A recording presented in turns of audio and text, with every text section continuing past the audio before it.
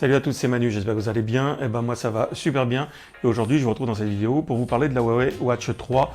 Alors pas d'unboxing, la montre est sortie il y a déjà quelques mois. Je vais simplement faire un petit tour, une petite revue de quelques mois d'utilisation avec cette belle montre. En attendant, n'hésitez pas à vous abonner, à mettre un pouce pour aider la chaîne. Et nous, on se retrouve tout de suite après ça. C'est la dernière montre de chez Huawei qui est sortie il y a déjà quelques mois.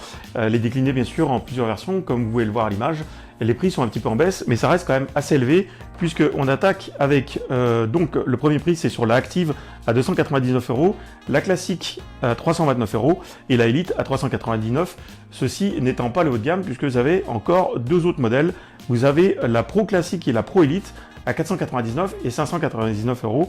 Et là, on est vraiment dans du lourd au niveau des tarifs. Pour ceux qui veulent faire des petites économies, regardez bien, chez Boulanger, il y a un pack qui est vendu avec la montre plus les écouteurs FreeBuds 4i en blanc, uniquement en blanc, exactement au même prix que le modèle classique de la montre seule. Alors les FreeBuds 4i sont de très bonne qualité. Ces écouteurs seuls valent déjà 80 €, donc il y a bien une affaire à faire.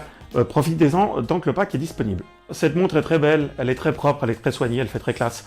J'ai juste un petit regret, c'est que j'aurais aimé qu'elle soit livrée avec un bracelet silicone en plus du cuir. C'est vrai que pour ce prix-là, franchement, les deux auraient été un bon combiné, sachant que le cuir est un peu just pour le sport.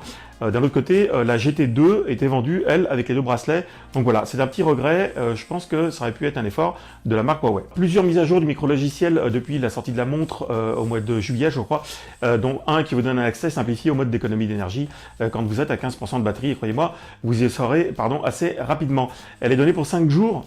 Si vous arrivez à 3 jours avec les bons réglages, ça sera déjà pas mal. Sachant quand même que ça fait partie à peu près de l'autonomie de ces grosses montres en général, 2 à 3 jours. Donc ça, ma foi, il faut le savoir. En contrepartie, pour pouvoir la charger pour la journée, il vous suffit que de quelques minutes pour obtenir une cinquantaine de pourcents. Ça, c'est plutôt pas mal. On peut rajouter aussi que sur la mise à jour du logiciel de la montre, micro-logiciel de la montre, le dernier, je crois, vous avez enfin la possibilité de répondre directement aux SMS depuis la Watch.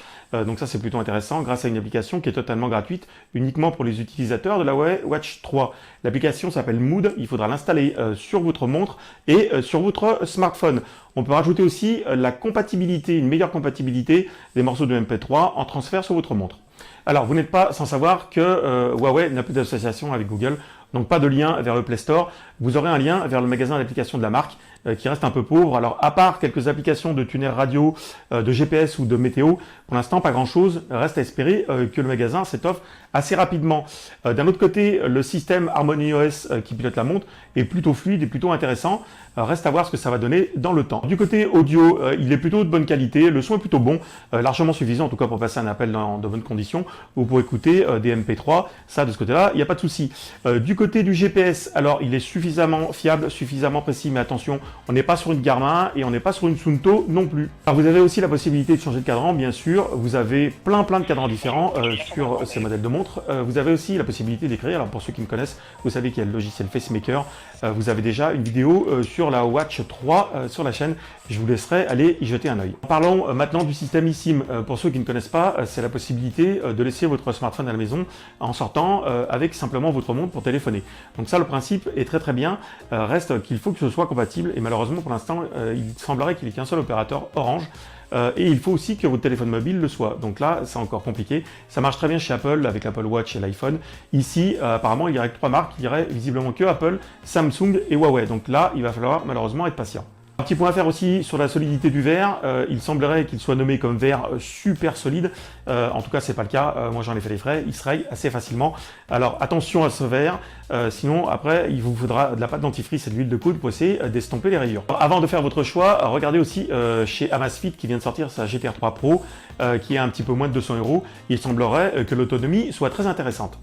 Allez, faisons un tour rapide des plus et des moins. Alors les plus, je dirais la qualité de l'écran, la qualité audio et les différentes fonctions. Et concernant les moins, le prix, très franchement, le magasin d'applications qui est un peu pauvre et l'autonomie qui est un petit peu faiblarde. Voilà, c'est tout pour moi pour cette Watch 3. N'hésitez pas à poser des questions et j'y répondrai bien sûr avec plaisir. Et moi, je vous dis à bientôt pour des vidéos et plein d'infos. Ciao, ciao.